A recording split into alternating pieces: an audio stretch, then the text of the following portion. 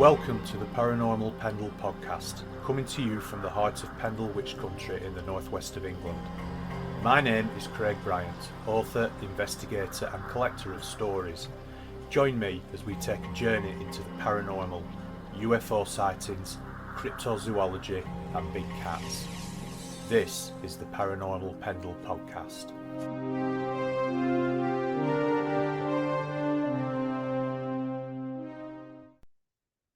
Welcome to episode 44 of Paranormal Pendle, broadcasting to the Paranormal UK network at paukradio.com. So this is the first episode of 2024. So very big Happy New Year to all my listeners. Thanks very much for sticking with me over the last couple of years. And let's hope we have some really interesting guests coming up in 2024.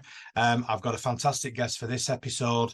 A gentleman by the name of Michael Kameron. Michael is an author. He's written a book called High Strangeness, A Lifetime of Alien and Paranormal Encounters. So I'm really looking forward to chatting. Welcome, Michael. Thanks for coming along. Hi there. Yeah, thanks for inviting me on. No problem. No, you're very welcome. So, so we'll talk about your book shortly. But if you could just let's just start off by just telling us a little bit about yourself.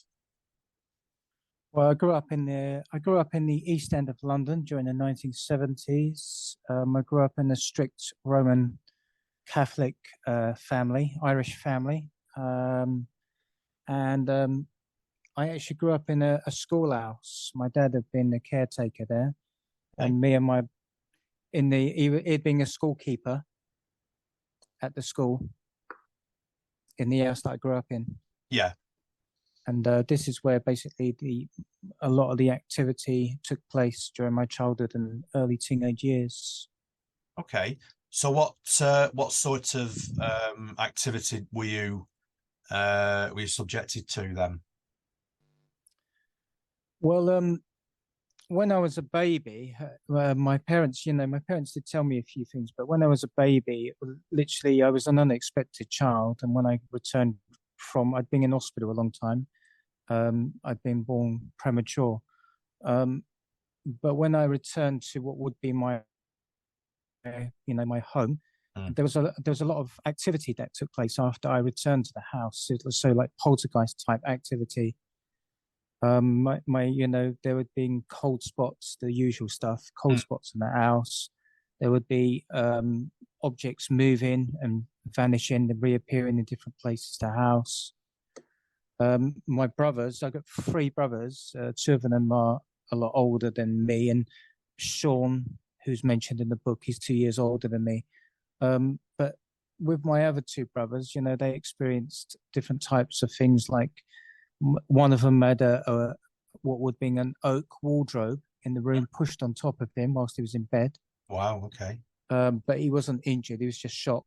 My other brother Kevin had been, as an example, coming up the stairs one day. Something pushed past him he couldn't see, knocked him down the stairs. And my mum when she used to be in the house on her own, she used to be saying upstairs, sometimes clinging, and she would feel some presence behind her. And like when your hair's on the back of your head, neck. And something used to be calling her name all the time. And when she turned around, there was nobody there. This used to go on quite a while with her when she was alone. And there was this as well when my dad used to go up to bed, the last one up in bed, getting into bed, there used to be this unusual like echo, like banging sound, which was coming from downstairs where the stairs on the staircase. And in that house where I grew up, the walls there, they were solid. So when there was banging was happening, it was echoing, and it was sort of like a stereo sound effect. Yeah. And whenever he went down, he went to investigate. There was nothing there, and it was only much later on that he, after much activity and the activity started to get more menacing, that he then spoke to the church, and they had priests come in and bless the house. But one of the things is that what he told me is that that my mum and dad, they used to see balls of light, I guess what would be orbs now, flying around where my cot was. Right. And also that they saw also what would be, some type of being standing over my cot looking down at me. And when it actually sing them, and it vanished. So what did So your parents what did your parents think about this then? Because obviously, I mean, you said that you grew up in a very religious household. So how did this affect your parents, and how did it affect their faith? well, the thing is, they were strict Roman Catholics. My dad was a Grand Knights Templar as well. Okay. So and there was he was associated with a lot of high level Freemasons in the police, and the military as well. So in the household when I was growing up, a lot of the people that would visit in my house at the time, they were high ranking police officers with the Metropolitan Police in London, and also specific military people, and also high levels of the church, like cardinals and so forth.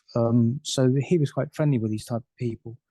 Okay. But when I was doing researching, the area of where I found some interesting stuff, like underneath the grounds, the blueprints of what would be, the school itself. There was actually it was actually on the site of an ancient a Roman burial site for lepers. Oh, okay.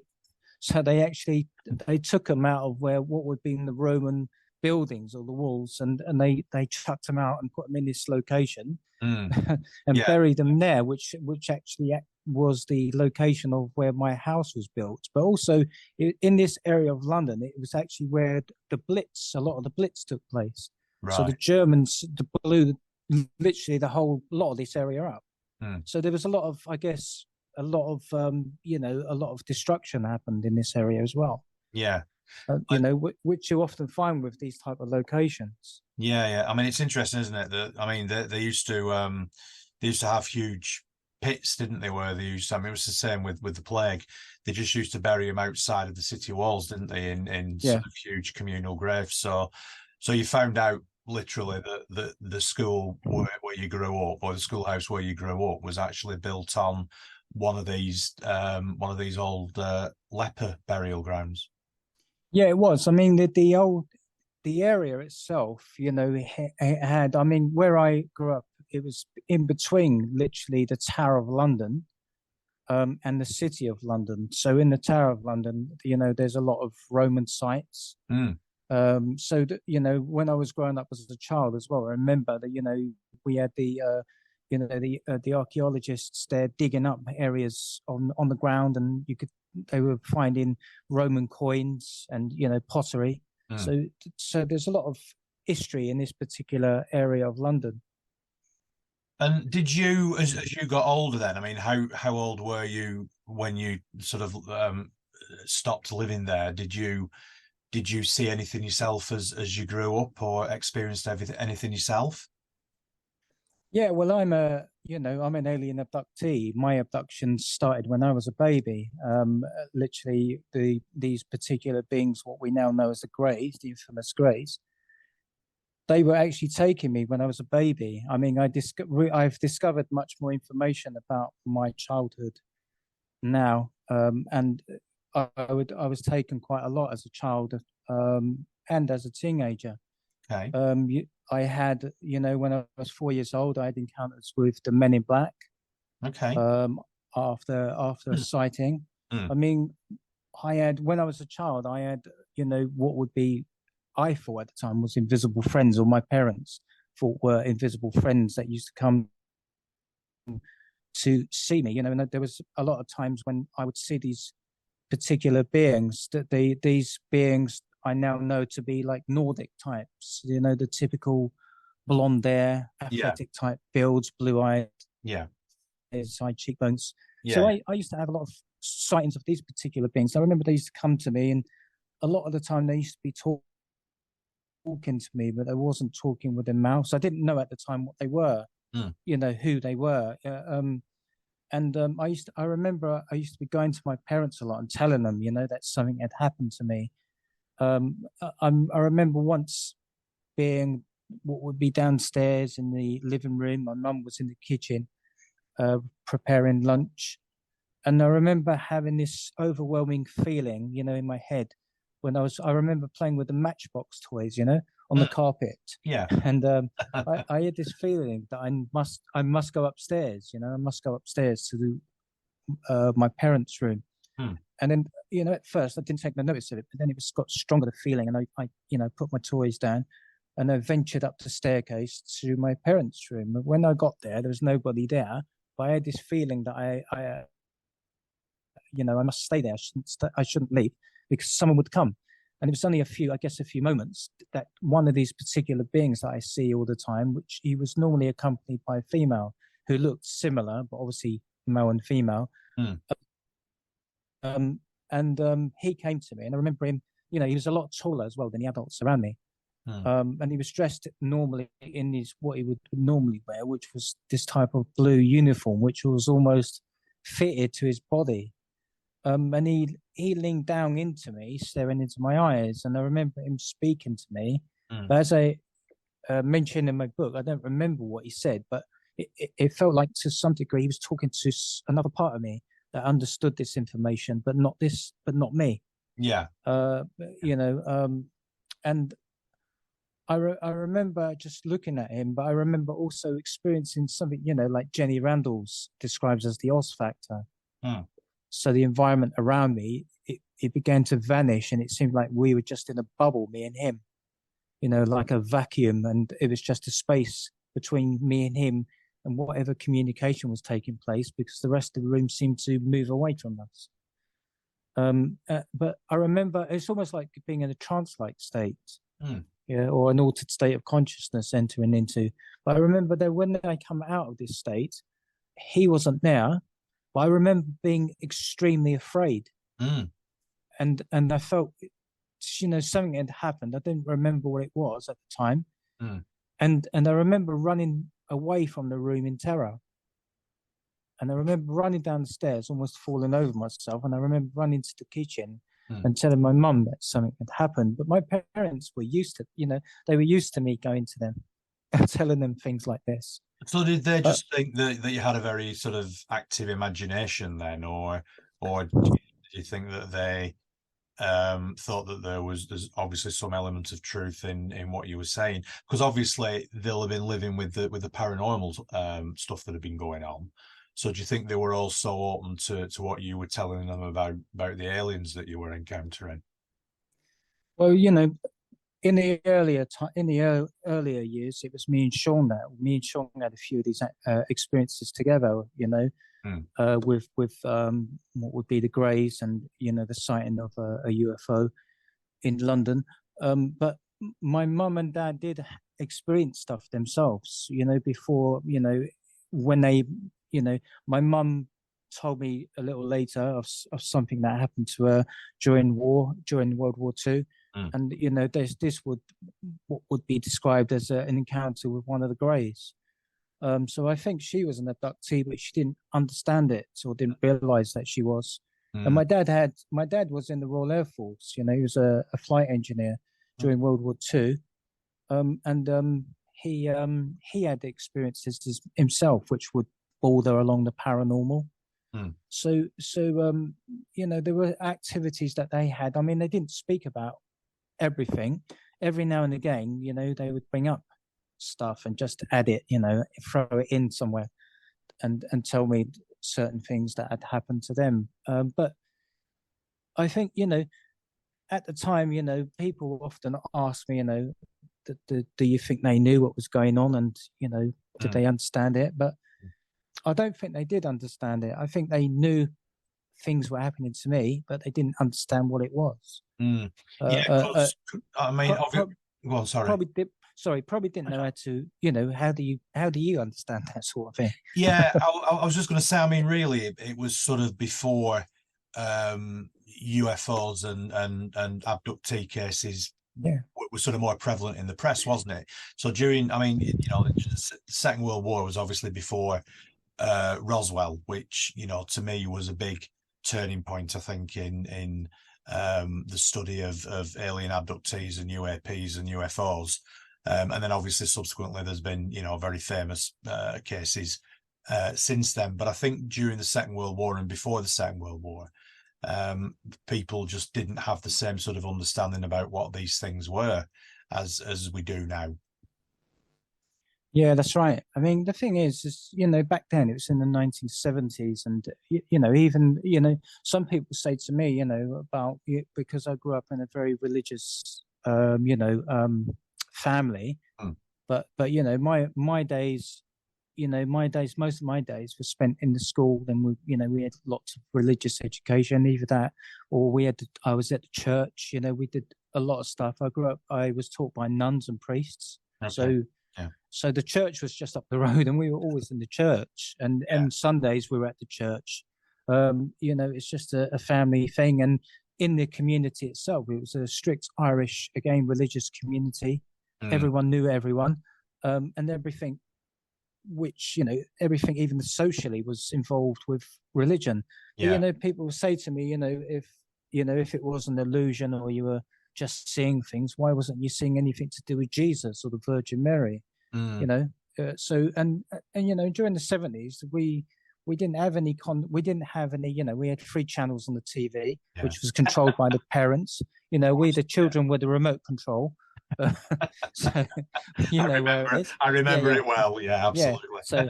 So we were, so we were kneeling down, and we had to change the channels for our parents, for Crossroads or something like that, the Krypton Factor. That's right. And so there was, but also because we didn't watch the TV, we didn't have any contact with anything what would be, I guess, associated with this type of phenomena or subject. So right. and even like with sci-fi, we didn't have contact with sci-fi in our household. It's just because we wasn't allowed to watch the TV unless it was with our parents, and what they allowed us to watch was very, with 3 channels, it wasn't much. So this type of phenomena presented itself to us, to me, at a very, very young age. And, for a lot of the time, I was confused. I didn't know what was going on. So you didn't watch, I mean, you obviously sound like you sort of grew up in the same era that I did. I mean, I remember watching Space 1999 and UFO, and obviously Doctor Who and that sort of thing. So you didn't watch those sorts of programs because basically your parents didn't watch them, and so you and your brothers were just sort of watching what your parents were watching. Yeah, most of the time, yeah. I mean, my parents didn't really watch anything like that. But it was very strict. My parents were really strict. My dad was really strict. In my book, I talk about my relationship with my dad. So the book's pretty much like a memoir as well, just talking about my relationship with my dad and how difficult that was. And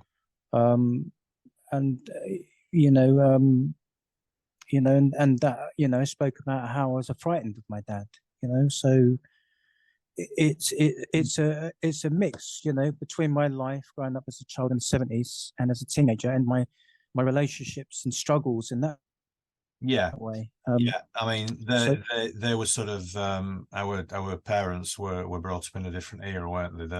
Their parents behaved in a different way to certainly, to the way that I behave with my son.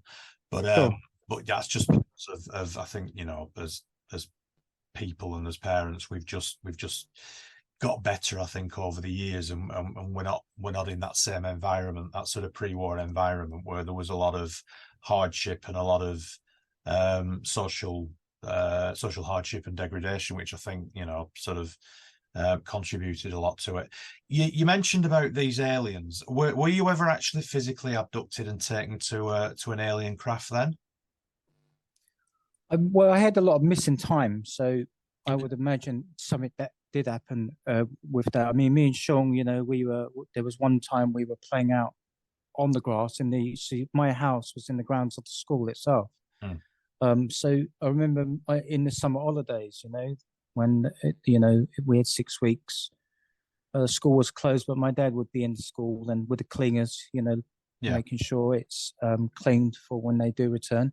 And me and Sean was on the grass, which was just outside their house itself, kicking the ball around. And at one time, Sean said, why don't we go for, a stroll around the school grounds? So, okay, this was a working week, by the way. So in the immediate area, just around the outside of the school grounds, there was lots of warehouses. There was a large police station that's still there to this day, which is always busy. And so people were going about their daily tasks. And I remember me and Sean walking, which would be we went down the grass, which was a slopey hill, and we walked past I remember the outside toilets, and we turned into where the library and the school hall would be, and two of the school classrooms, the junior infant classrooms. And there was like a concrete staircase that went up to like a platform, and then another platform, and then you reached the school hall. And I remember Sean went up to the first staircase and up onto the platform, and I was just down below, I remember, the stairs. And I remember I was kneeling down looking at fire ants, the red ants. Yeah. And just looking at them. And so I had my back to him and I was crouched down and I was looking at them. And I remember Sean then calling out to me, and he said, "What's that? What is it? What is it?" And then when I turned around and I looked to where he was standing, he was pointing up in the sky. And I remember walking up the staircase, looking sort of in the direction of where he was pointing. And I could see then in the sky above, there was this metallic object, and it looked like what we now know to be like a flying saucer or disc. And so it was very shiny, but I think that's where the sun was shining off its metallic surface. And it seemed to be coming closer to us, But as it was getting closer, I remember we both went into, a trance-like state again, being like the Oz Factor type. And I remember everything around us, the sounds, what we could hear, they all vanished. And we were just staring at this object. But then after, I don't know how many minutes or, there was time that went past. And I remember when I come out of my whatever I'd been in, this object had gone, and I looked across at Sean, and he was still in this trance-like state, and just staring into space. And I was calling out his name, Sean, Sean, Sean, and he wasn't responding. But then when I continued to call, he suddenly snapped out of it. But, the first thing I remember is that, again, like with the Nordic in the bedroom, something had happened. I didn't know what it was. My heart was pounding, and I felt fear. I felt something had happened. I just didn't know what it was. And I remember then just taking off, running to go back to the house and to find my mum and dad to tell them. And I remember Sean was behind me and we were running. But I also remember just looking up at the sky, searching for this object. And I couldn't see anything. But then I remember we just slammed into the door, startling my parents. My dad scolded us for scaring mum, because they were in the kitchen having a bite to eat and didn't expect us to be doing that. And I remember we both, telling at the same time our parents that something had happened. And, their only response was, I remember they just looked at each other casually, didn't say a word, and my dad just said, just go off, go back to what you were doing, but stay close to their house. They could see us. So there was nothing else said. But, much later on, though, when I was talking to my older brothers, they did say that mum and dad used to talk about the experiences that we had and the experiences that I continue to have in private. But because they were older, I guess they were allowed to listen. Yeah. So did you feel there was any missing time then in that particular instance, do you think? Yeah, there was, I think there was like a, I don't think it was a considerable amount, but there was some sort of missing time, but when that took place. But a lot what it seemed to be as well, though, a lot of the abductions that I had as a child and as a teenager I would be out of the body. Right. Yeah. So where you're taken out of the body, and I mean, there have been cases where people, I guess in the 50s and the 60s, had these particular experiences where they see themselves still sat in the car whilst they were moving up towards an object. So this would be then an out-of-body experience. Yeah, it's interesting that. So what did your brother think of all these these things that were happening? Well, you know what? When me and Sean, we split. We didn't. Well, I've not spoken to Sean in like literally for decades. But there was a time I managed to get in touch with him, and I did have a brief moment when I was writing my book. I had a brief moment to speak to him about things because I obviously wanted to ask him if I could put his name in the book, and he said I could. Yeah. And just out of a common courtesy and respect. I did ask him, and I said, Sean, I said, you remember when we were children, and that time we saw, and he said to me, he took the words out of my mouth, that metallic craft, and so he remembered it, and then I said, yeah, and I said, do you remember when we were in the school, or in the school itself, and we had an encounter with a tall grey that appeared to us. And we had missed some time then. And he said, yeah, he remembers it. And he went on then to describe it. But when he was talking to me, it felt like at one time, as I describe in my book, it felt like at one time he'd probably questioned it over the years. Did it happen? Did it take place? Was it my imagination? But obviously it wasn't, because I was with him when it happened. So, I was able to describe everything, and he was able to describe it and also finish my sentences. So he knew, And then when I told him that Kevin, one of my eldest brothers, he described when I was writing the book that, the parents spoke about it. He remembers it. He remembers the conversations. He remembers us going to our parents, telling them about it. So it was talked about still in the house. So it wasn't just like, one of us having these experiences. It was obviously shared between me and Sean. And have these experiences sort of followed you through life? Do you still have these episodes? Well, I was having them in my teenage years, and I was having them.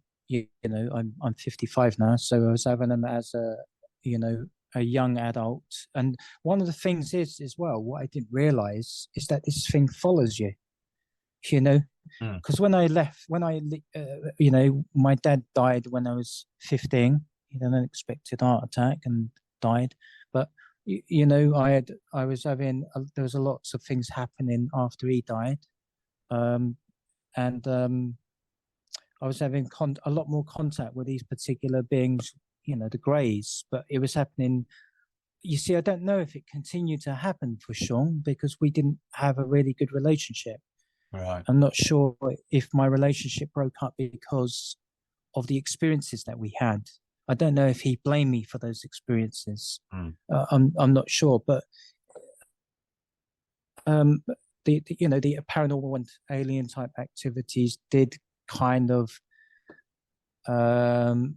accelerate more when my dad died, and some of them were a lot of the activity that I had as a child and as a teenager. It wasn't good in the hands of these particular beings.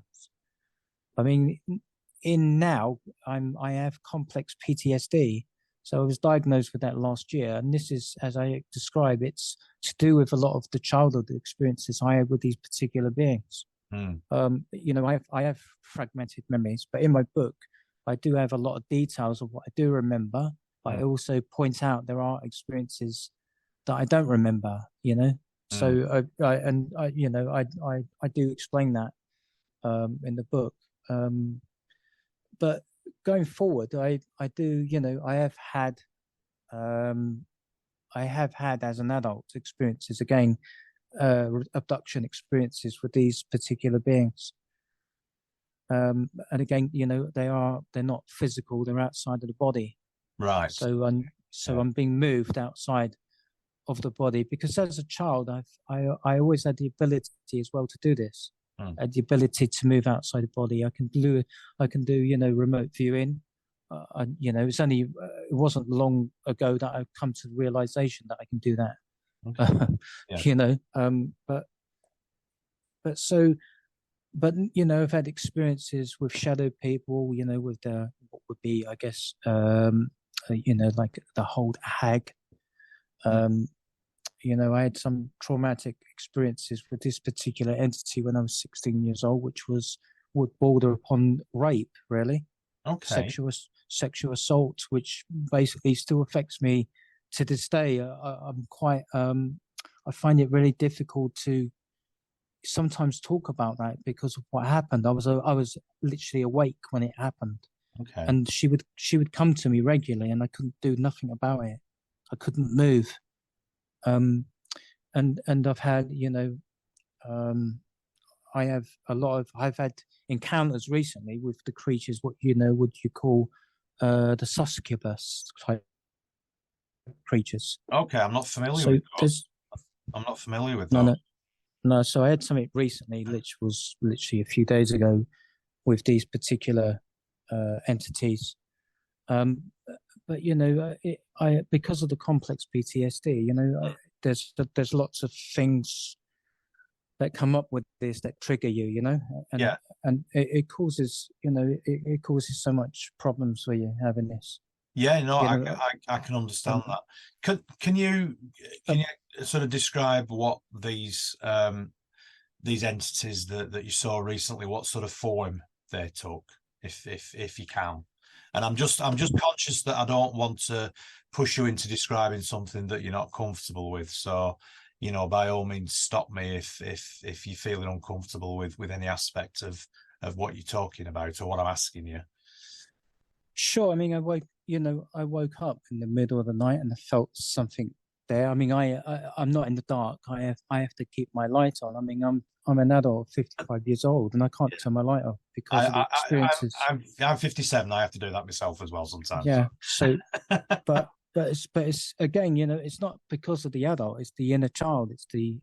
That's what it's to do with. Yeah. But these particular beings, I've had these type of beings and the jinn type beings before. Okay. Yeah. And I think they seem to know each other. These type of entities. I'm sure that they're all linked together in some way. But these particular ones that come to me, they're females, and these are they're sexual attacks. Okay. So it's and it's not always good. It's what I mean. It can be violent. Okay. And it's to do with control. I think it's to do with taking your energy. But one of them that I see on this particular occasion it was almost like formless. It didn't have any. You could see it was a female, but it was black, completely black. It was almost like plasma type, around its body. Yeah. There was three of them, and they come on the same night, but they come at different times. Okay. But the other two were, you could see that they were female. So if you were looking at them, you could see, they had human form. Yeah. But they were, you could tell as well, they wasn't human. They were obviously, right. Yeah. So I had these free attacks from these particular beings, and I have had these particular beings in the past. As I said, a whole hag type feeling, type creature, which and also the shadow type beings I've seen and had activity with these, and also demonic type entities I've had as a child, and I have a lot of out of body experiences where I have encounters with these particular, whatever you want to call them, entities.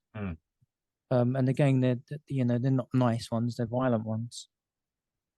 So there is. I don't know why I have encounters with these particular beings, but I think they're linked in some way to the UFO phenomena.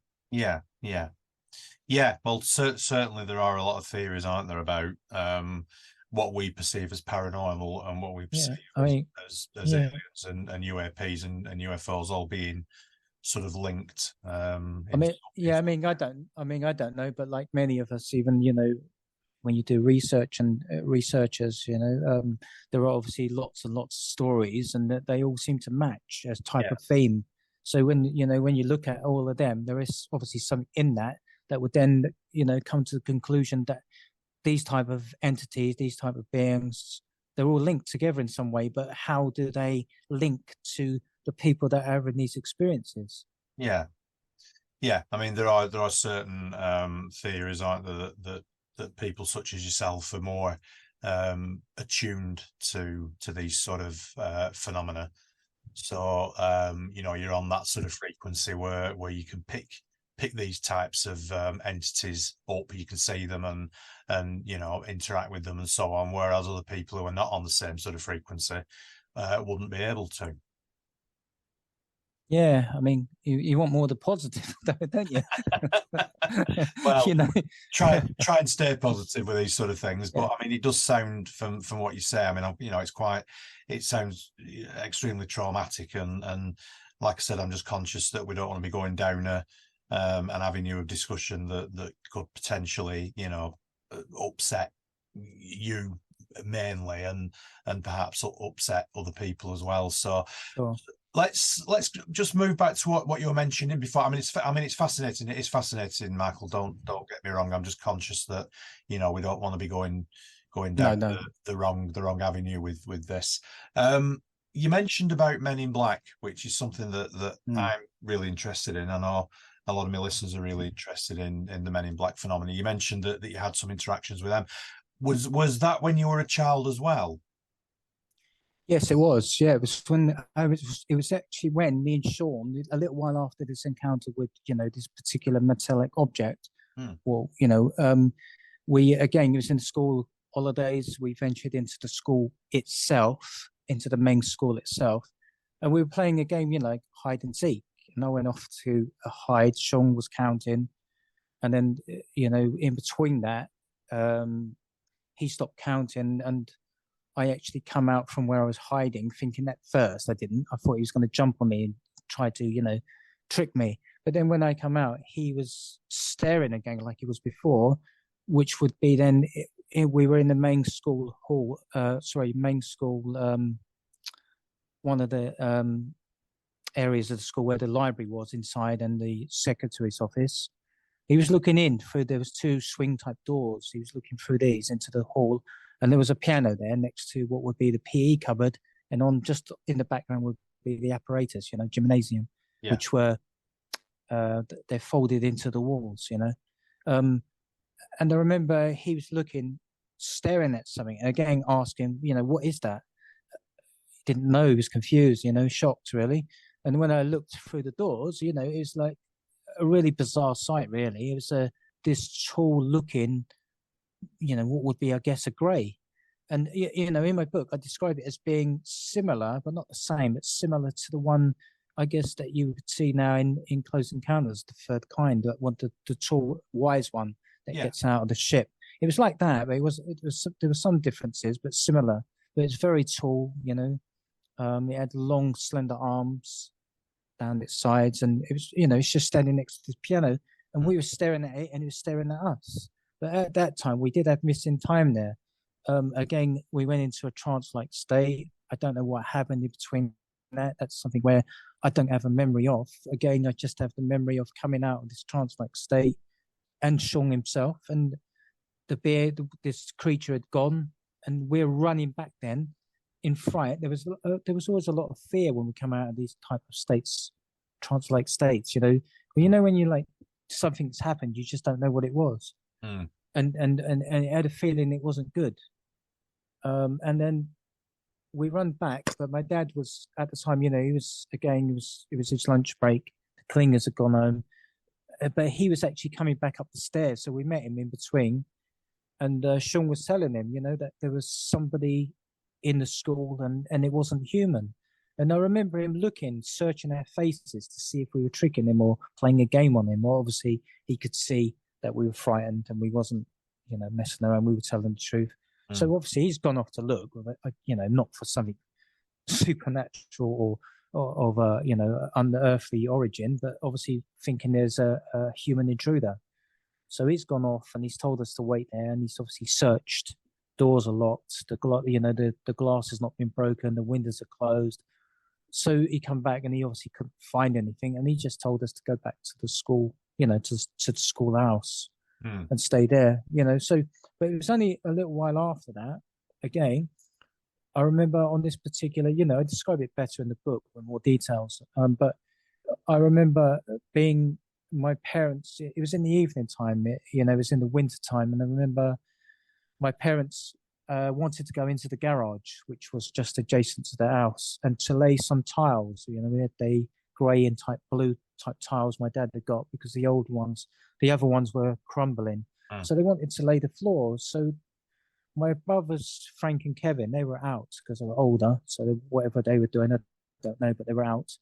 And Sean asked my mum and dad if he could go into the garage and watch. And so I stayed in the house, and I offered to do the washing up. So I remember, my dad asked, told me to lock the door, which would let, the kitchen door, which would have been the back door. I remember pulling up a chair and turning it round because I still wasn't tall enough to reach the taps.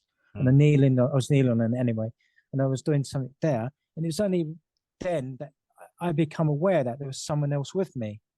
And then, from your peripheral vision, I sort of looked to what would be my right, and into the next room, there was this strange looking man standing there, and he was dressed completely in black. I didn't know what he was then. It wasn't too much later when I was doing research I guess in the 1990s it was, that I discovered it was, something called a MIB. Yeah, yeah. But there was only one of them. Normally there's two, isn't there, or three? Yeah. But, and so so I didn't know what it was. I was terrified. I knew there was no one in the house, and God knows what I was thinking. What who is this? And I remember holding I had a white china cup in my hand under the water, and I was holding it, and I was thinking to myself, there's no one in the house, and my parents sat outside. Who is this? I didn't know what his intentions were, and he was just standing there. But I remember he was just dressed in black, and I remember he had the dark shades on as well. Right. And and it seemed to be the dark glasses that caused me more fear than anything. For some reason at all. And he was just staring at me. And, I looked away for just a few moments, but when I looked back, he wasn't there no more. And it's only later on I was thinking to myself, did he walk into the hallway? Did he vanish? But he was solid. You could see he was solid. And I when I could, I got down off the chair and I rushed to the back door, and I was trying to open the key, and my hands were shaking. And I remember keep looking back, because I felt that he, in case he attacked me or wanted to do so, pull me into the room, I don't know. But I remember getting the key open, and I run out and I banged on the garage door, and I remember the door coming up and my dad coming from underneath it. And I told him again. He's probably thinking, my God, again, so he went into the house, and I remember at the time Francis, or he was coming back from his time out, and I remember my dad saying to him, there's somebody in the house. And I remember my dad reaching down behind the the steel bins. There was some two bins next to the wall of the garage, and he took something out, an object of some sort, and went into the house. And they searched the house, but they couldn't find anything. My dad. I remember my dad saying maybe he got out. He went out the back door when I opened it, but when I went out, I could see the door and the garage door together. So he never went out that way. So this was my first encounter with them. I did have other encounters with them, which were again outside of the body, which and I did have something which linked me back to that time with that being what we see in the hall. So it was much more. There was much more. It's like I was seeing more of what happened that I didn't remember. Okay. So there was MIBs involved in that one as well, and this particular grey being and being abducted, both of us. And did they ever speak to you, the MIBs? Did they ever have a conversation with you at all, or were they just there 1 minute and then gone the next? Well, in the one from where I see him in the other room, no, I didn't remember any type of conversation, either verbally or in the head. I didn't remember anything like that. But when I was able to see again something that took place, they seemed to be telling me in particular that they had done this because I was interfering in something.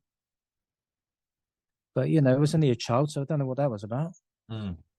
Um, and from other experiences I've had, I do know that I've had more contact with these particular beings, Mm. the MIB type beings, and they seem to only come though when you've seen something. Yeah. But it felt like it felt like they were quite menacing with me, like they did actually want to do me harm. Right. Do you think they were human? Do you think they were you sort No, of they weren't human? Okay. no, I don't. I know what you mean. I mean, we've had cases where the military, haven't we, Yeah, yeah, yeah. have emulated them to make you think that's what they are. And no, but these particular ones, no, I didn't. I normally can pick up if they're human or not, but or if they are, if they're not. But these particular ones, no, they wasn't. They were something, but they weren't human. And you mentioned about the military being involved because your dad was involved in the military himself, and you said yeah, at the beginning of the chat that you had a lot of different people coming backwards and forwards to the house when you were younger, and some of those were military people. I mean, was there anything particularly strange about that? Did anything particularly strange happen with those people then? Not that I know of, but I've had strange things happen to me, going through my life. But I do have a lot of military adoption types now. I did have an experience again with the Grace, Mm. where a United States military officer was present watching. Okay.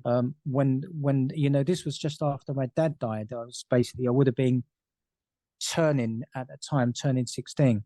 Mm. And on this particular in this particular case, I wrote about this in the book, and there's images of this as well, which were done by Jason Gleaves. Okay.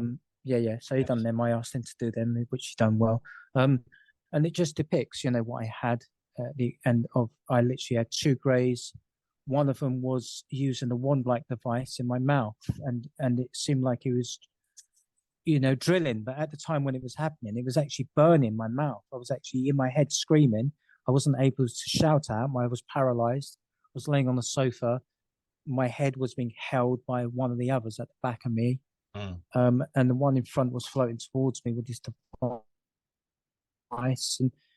And when it seemed to go on for a long time, probably a lot less than what it seemed like, in the time. But I was actually petrified that, when it was happening, I didn't know what was going on. But when it stopped, and I was still paralyzed, but when the greys actually moved out of the way, I was able to see that there was this, what I can now, say was a US military officer in uniform, just standing there watching with his, he didn't do nothing, he didn't say nothing, but he was there. But when they vanished, he went with them. And then the moment I could get out for this when the paralysis left me, and I was able to, I got up, I stumbled back because it felt like I was drugged. I stumbled back, and then I moved. I left the room as soon as I could. I didn't want to stay in the room. It was it's almost daylight, and I rushed to what would be the downstairs toilet, and put the light on. Immediately, the first thing I did, wanted to see what had happened with my mouth because it was burning. I was literally screaming with whatever they were doing, but to my surprise, there was nothing there. There was no marks. There was no blood. And so, I didn't know what happened. And I remember going up the staircase to my room, and I remember collapsing on the ground, on the carpet, and literally I just went into a deep sleep. When I woke up, I retained that memory in full detail, what happened in the night, what I did before that, what led up to this experience, to the experience itself.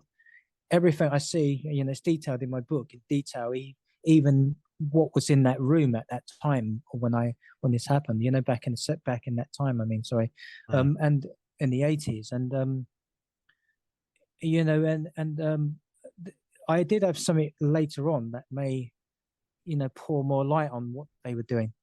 which involved, I guess an implant. Right. Okay.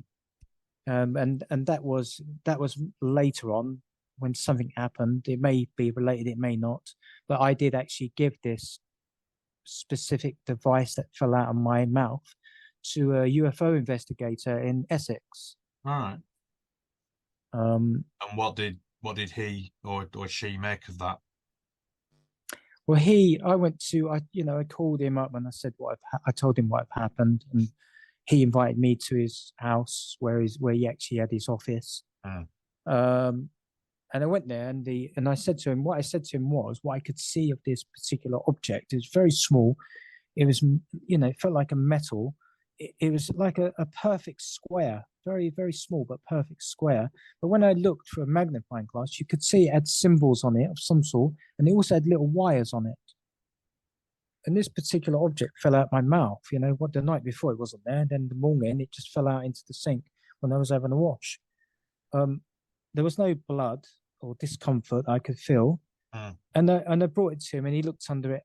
He looked at it with a powerful, magnifying glass, and he said the same. He was quite astonished, quite surprised to see that there was something there. And he said, "What? This fell out your mouth?" And I said, "Yeah." I said, if it's only because I didn't know I had the plug in, that otherwise it would have gone down the sink. And he said to me that he had a friend in the MOD, and he would like to look at it. And so I remember him then saying to me, "I'll be in contact with you." And, the weeks went past, I didn't hear nothing. And then he contacted me and he said that, unfortunately, the object had vanished along with this person who was at the MOD. Oh, that's interesting. So, someone said to me, maybe it was Nick Pope. I don't know who it was, but, that he gave it to. I don't know. He just said he had a friend at the MOD who would be interested in looking at it. Right. I don't know if it was Nick Pope or not. I don't know. Well, what sort of year are we talking about with that? Would have been, I guess, let me see, 86. Right. Okay. Something like that. I don't know. I didn't know about Nick Pope then. So, but maybe it was, maybe it wasn't. I can't really say. Someone just asked me recently. Maybe it was. I'm probably thinking it wasn't. It was probably someone in the military, maybe, that he knew. Yeah. Yeah. Like you do as an investigator, you come into contact with all sorts, don't you? Yeah, of course. Yeah. No, well, that must have been quite a shock to for that to happen. Yeah, I always remember it, and as I said, I just wrote it down in the journal that I had at the time, but I didn't know what it was. I was always having these strange type of things happening to me. And the thing is, the frustrating thing about it is you never have any answers. It's just like a riddle, but it seems to affect you. Even that's a riddle, it seems to affect you mentally and emotionally. Yeah. So given all these, obviously you've had some very traumatic experiences over the years, and you've said that they've obviously had a lasting effect on you. How cathartic was it then to write the book? What sort of led you to write the book in the first place, given how obviously how difficult some of these experiences that you've had have been, and the effect that they've had on you? Well, I've always been a writer. I've always been someone who does a lot of writing but not published. There come a time, I guess, when I knew I was going to write a book about these type of experiences some point in my life. I just didn't know when. There were times when I tried to write it, but it wasn't the right time with everyday life and other things happening. But then, I just decided, I would set out to achieve this. And I did. And it was very hard. It was very difficult because unlike when you're writing a book and you're writing about, as an investigator or researcher, other people's experiences, this is deeply personal. So when I was writing it, it was difficult. There was a lots of triggers coming up for me. And, there was lots of, when you're going back and you're remembering the details and how you felt at that time, it brought you back to that time. It did help in a way, but it was also very healing for me. It allowed me to go through those type of trauma and you know, when you're writing about it and putting it down, it does actually, it does help you to heal yourself. Yeah. You know, so it did help me, you know, to, you know, to go back and to relive and then to process it. Yeah. So the trauma, you know, it did help me to do that. And you know, and I guess, you know, again, it was you know, it was a big achievement for me to get the book out there and to write it. You know, people, when I was saying to people, "Yeah, I'm writing the book," they don't believe you. They think, "Yeah, you know, everyone says that." But then, you know, but when it was published, you know, what can you say? You know, I done it. Yeah, it's a massive achievement. It really is, and especially when it's something that's as personal to you as you know what you've written in that book. I think it is. I think it's a massive achievement, and obviously it's helped you sort of work through some of the things that have obviously been difficult for you to remember over the years. So it's been quite.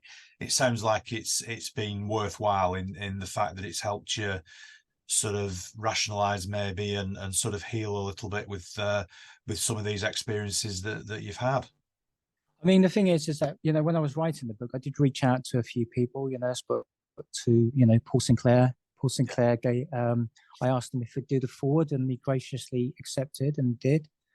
He also allowed me to use, you know, one of the phrases that he coined, that I used one of the chapters of a phrase that he coined that he often used, and he allowed me to use that. I asked him, and he let me use it. And obviously I asked Jason Gleaves, he done my images. Ronald and Philip Contilla helped me, and you know, Mark Holly helped me with the synopsis, helped me put that together. Yeah. And then, you know, Philip Mansell said, you know, why don't we take a look at it, Michael? And you know, the rest is history. So because he helped me with the publishing. Yeah. So all the big hitters in the field, many of whom I have spoken to and I've interviewed myself over the years. So yeah, certainly a rogues gallery, shall we say? Yeah. So you know, so I began talking to these, and I was telling them, you know, I've had similar experiences like with Paul. Yeah. And as an abductee, and you know, I started to build a friendship with these, and you know, gradually, you know, they were helping me with little bits of it, you know, in regards to publishing, because they've been books, you know, so you know, so I built up a friendship, and they, you know, I'm very thankful to all of them that they helped me in helping me, you know, I guess also with more so with support. You know, and the support that, you know, it was the support that was, you know, really accepted. You know, that was really special. Of course, yeah. I mean, you're talking to like-minded people, aren't you? And you're discussing it with like-minded exactly. People. So it makes you feel a little bit less out there on your own when you can discuss these sort of things with people who have had similar experiences and are not going to prejudge anything you say. So. Exactly. Yeah. And I remember it was then, you know, that Ash and Greg, you know, from the paranormal, you know, podcast, you know, they invited me onto their show, and I spoke to them a few times. So, you know, that helped as well, you know. Yeah, of course, yeah. And hopefully this will help a little bit as well. Yeah. So the pursuit of the paranormal, yeah. So this will as well, yeah. So you know, I'm really thankful you invited me on to talk to you. To share with your guests. No, it's been absolutely fascinating. It really has, and you're definitely up there. I think with you know, the most interesting guests that I've spoken to over the course of the podcast.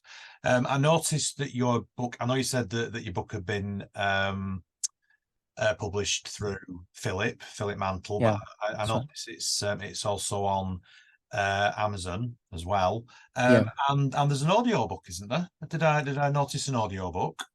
It's on actually paperback hardcover. It's on Kindle, and it's on an audio book. So we had a narrator come in and do that through Philip Mantle. Yeah, excellent. And I'm writing the second book now, the follow-up. Okay. So that's, you know, that's again through various experiences that I didn't mention obviously in the first book, but I'll probably write it a little bit different than to the first book. you know, in the first book, it's very much to do with showing everything. Yeah. You know, in the way, you know, sometimes you can just tell a story, or you can show the people that are reading it much more detail. So I might write it a little bit, the second one a bit different, but it is the books are volumes. So you know, I'm writing them in volumes. So it's going from when I was a child to a teenager, then to a teenager to a young adult. Yeah. But I'll be in obviously I'll start from my childhood home again, and to the point where I left it, and then moved into what would be Essex. Right. And then again, these experiences start to accelerate. You know, but there were positive ones as well, which I mentioned. Okay. So good. So you know. Well, I'll have to have you back on then when you finish the second book. It's as simple as that. Thanks. You'll have to come back on and tell us all about the second book. Are you okay with people contacting you if they want to contact you about things? Do you have are you on Facebook or social media, or do you have an email address that people can contact you at? Yeah, they can contact me on my email address, which is Michael Kameron, that's with a K, 2023 at gmail.com. Or you can contact me I'm on Facebook as, again, Michael Kameron, that's with a K. Yeah. You know, I do get a lot of people contacting me, you know. Yeah. So, but you know, anyone who does contact me, I always answer back, or you know, accept a friend request, and you know, meet like-minded people. Excellent, good stuff. Well, it's been great talking to you. You've had a fascinating life, haven't you? You've had an interesting life up till now, and good luck with the book. And good luck with writing the second book. As somebody who's written a couple of books myself, I know it can become a labour of love, and it can become all consuming. So good luck with both the books. Thank you. And as I say, when the second book comes out, I'll keep an eye out for it, and hopefully we can get together and have a chat about the second book. Yeah, lovely. Thank you. I really appreciate you asking me on. No problem. No, it's been great. Thanks for coming on. So yeah, take care, Michael. Thank you for speaking to me. Thank you. Thank you. You can visit my website at www.craigbryant.co.uk. Paranormal Pendle will return, and remember to keep watching the shadows.